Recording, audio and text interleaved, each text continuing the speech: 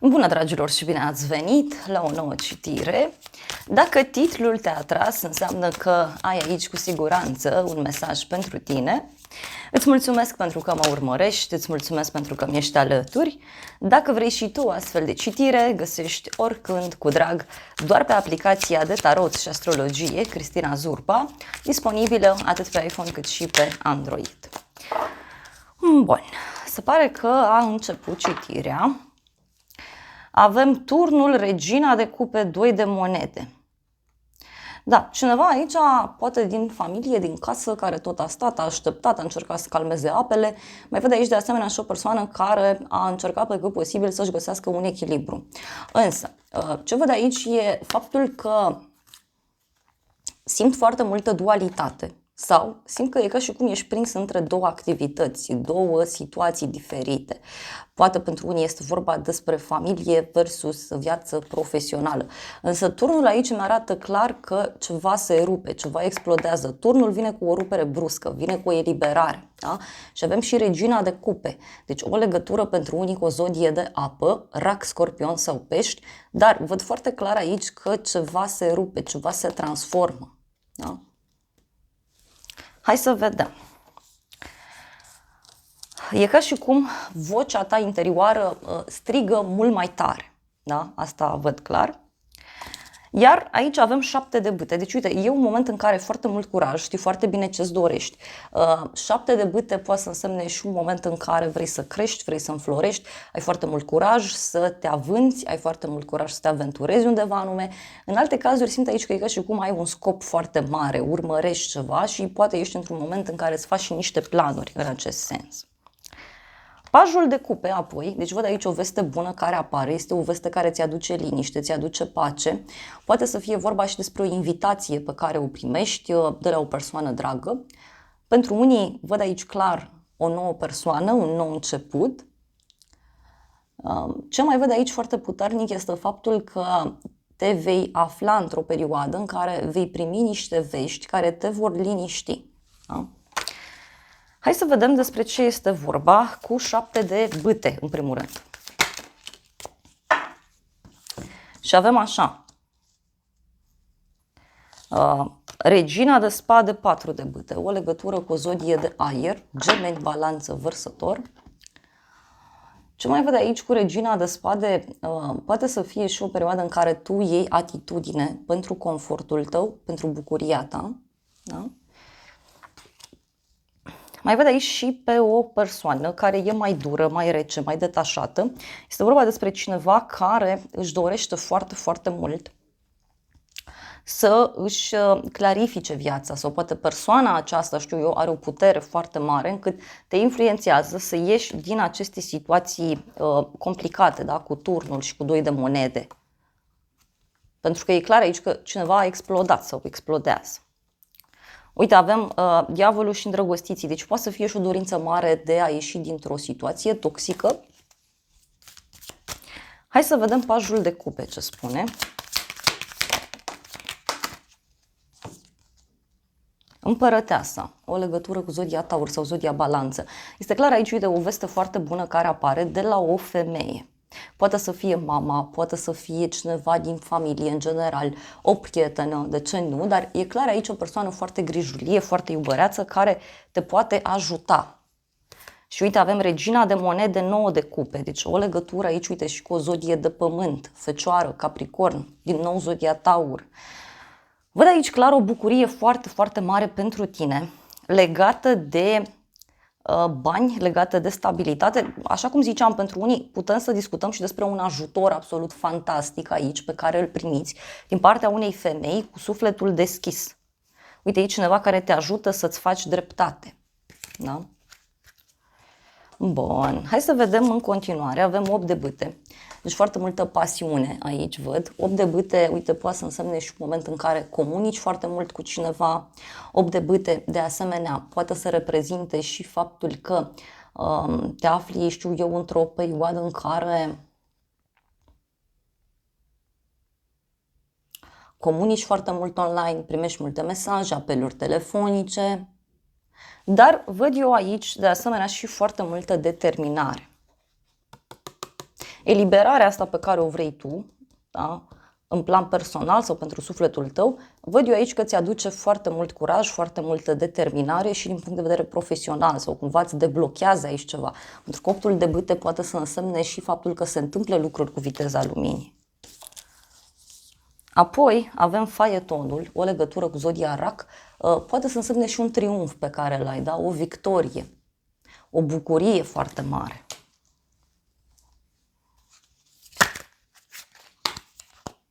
Opt de bâte, regina de cupe.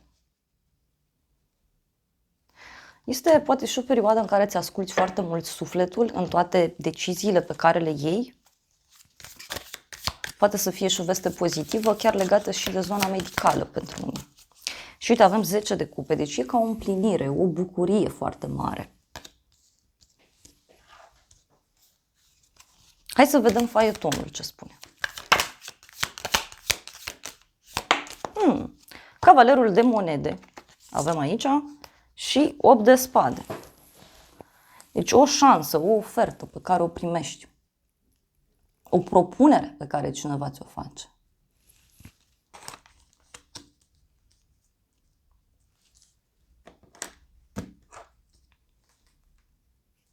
Dar poate avea legătură, uite, și cu o dovadă pe care cineva ți-o aduce în față. Cavalerul de monede mai poate să însemne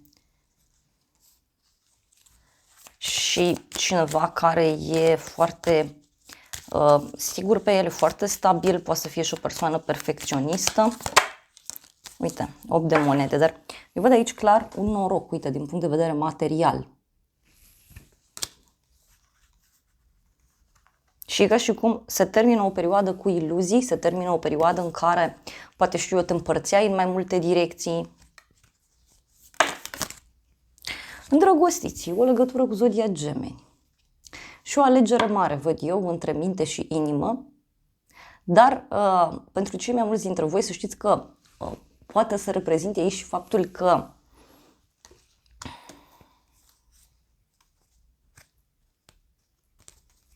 intrați în contact cu cineva care e foarte sufletist, da? Dar în alte cazuri poate să însemne și o hotărâre aici, poate legată de o colaborare, o înțelegere. Hai să vedem surpriza. Surpriza e 10 de spade și cu lumea. Wow! Wow! Surpriza se pare că are legătură cu un sfârșit dureros, da? Poate să însemne și o eliberare extrem de puternică, iar lumea aici vine la pachet cu un final karmic, da? Poate să fie și un moment în care pui capăt la ceva, e ceva care durează de mult timp, da? Și care văd eu aici că aduce suferință. Este o persoană dură. Hai să vedem 10 de spade ce spune. 3 de monede. Un sfârșit, uite, e un sfârșit care ține de sfera financiară. Poate pentru unii are o legătură și cu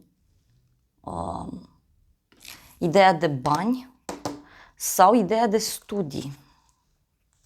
Asul de monede. Regele de bâte, spânzuratul. Deci surpriza eu cred că are o legătură cu un bărbat care suferă, care e blocat, care are niște probleme. Mai vreau o carte. Regina de bâte, ia uite, poate are legătură și cu o rivală. Sau cu o persoană, știu eu, foarte energică, este o persoană pozitivă, glumeață.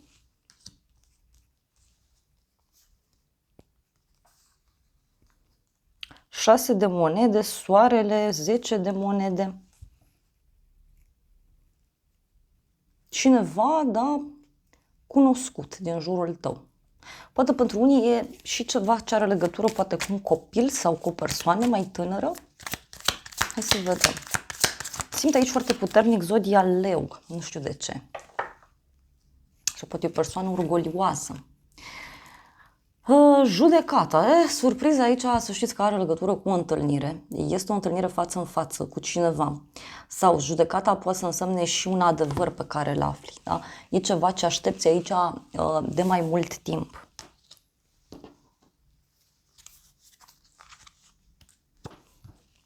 Hai să vedem lumea, ce spune lumea.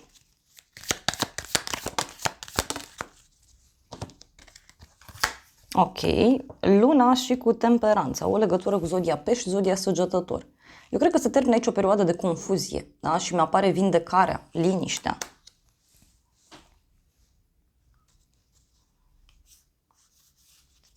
Mai vreau o cartă.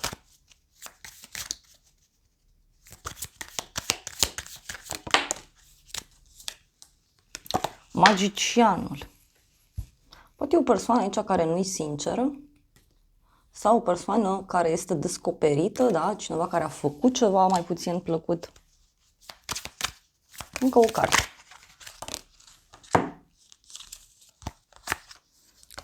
Justiția și puterea, o legătură cu zodia leu, zodia balanță. Na.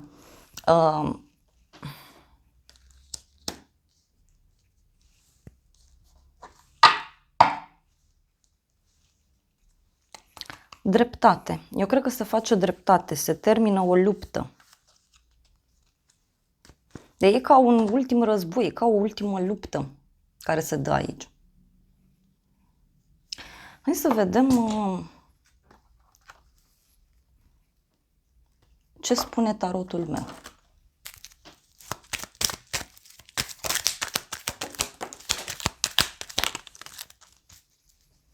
Da, aici o carte. Avem aici proces și judecată, o bucurie mare și o surpriză. Deci aici surpriza pentru tine are legătură cu o hotărâre, fie o hotărâre a cuiva, fie faptul că se face dreptate, da? Cineva primește ceea ce merită. Poate pentru unii e vorba și de o surpriză care ține de zona juridică, în unele cazuri. Mai vreau o carte.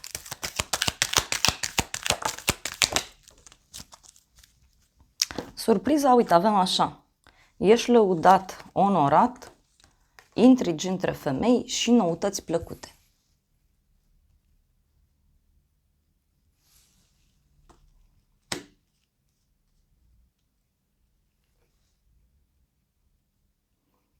Surpriza aici poate să fie cu răsunet. Poate în cadrul unei discuții, da? Cu o prietenă, cu o persoană din jurul tău, afli niște lucruri care te surprind. Adică, uite, pe de o parte mie mi-apare o veste bună, cu lacrimi, o veste despre un final și o veste rea. Adică e ceva aici foarte intens. Ia uite, avem cunoștințe noi. Mai vreau o carte.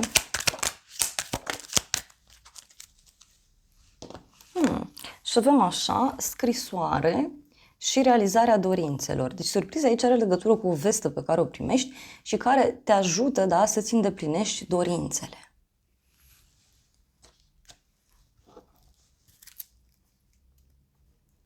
Este un cadou, o surpriză, da, în cadrul unei întâlniri. Poate ceva legat și de un prieten gelos sau o persoană geloasă.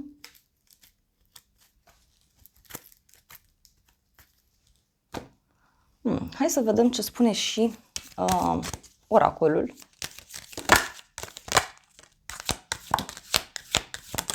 Surpriza, uite, avem așa. Distanță, călătorie, iubire sau o nouă iubire. Și avem romantism. Și surpriza, dragilor, aici poate avea legătură cu cineva care vine cu niște vești bune către tine. Cineva care vine de la drum.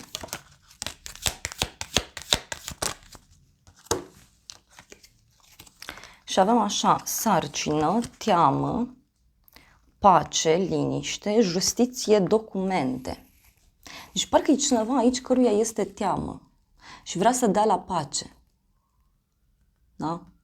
Și avem justiție, documente, deci are legătură și cu zona juridică pentru unii, da? Nu știu, poate așteptați o veste mare, dar în unele cazuri are legătură pur și simplu cu ideea de dreptate, de a face dreptate. Da? Și uite, avem niște vești pe care le primești, fie în legătură cu un inamic, fie în legătură cu o persoană mai ciudată. Și veștile astea transformă tot. Să vedem exact despre ce veste e vorba. Da? Despre ce veste e vorba? Avem așa, o iubire din trecut sau ceva din trecut.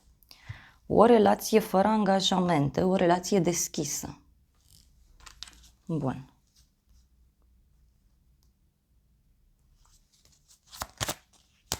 Și, mai era ceva, avem un rege de gheață, deci o persoană foarte rece, detașată, este o persoană bine organizată și ceva care se termină foarte rapid, da? Cu dragoste sinceră, iarăși. Hai să vedem așadar.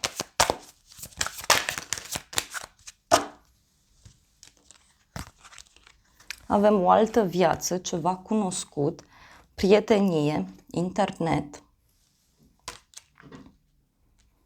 Ceva din trecut, repet, care revine în viața ta.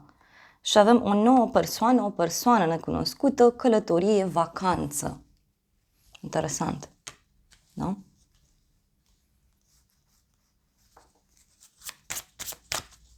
Mai vreau o carte.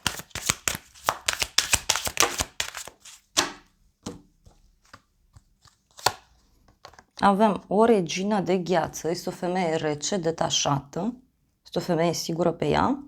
Și avem un bărbat fidel, da? Sau un bărbat aici sincer, o persoană cu părul deschis la culoare.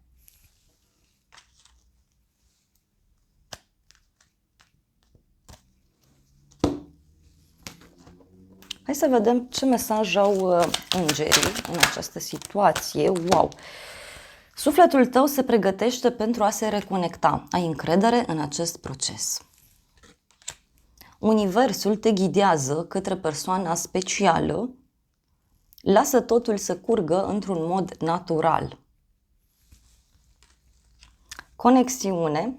Conexiunea ta este eternă și nu poate să fie ruptă.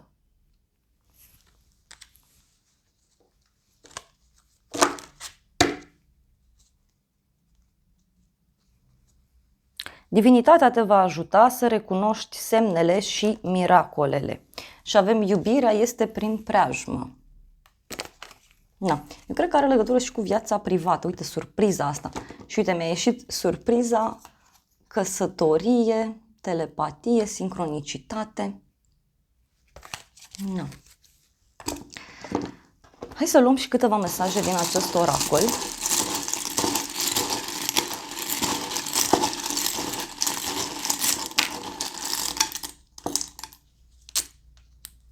Avem așa, vibrație înaltă, sus, planeta Jupiter, da? Și avem noroc. Și e ceva ce ține și, Jupiter mai ține și de dreptate divină, da? Sau justiție divină. Și avem așa, în spatele tău, gelozie, deci o persoană geloasă. De ce? Vei afla de ce, da? De ce cineva, nu știu, e gelos, geloasă, de ce o persoană, știu eu, reacționează într-un anumit mod. Avem blond sau blondă, inițiala B, căsătorie, familie, zodia rac. Avem din nou mesajul femeie cu blândețe.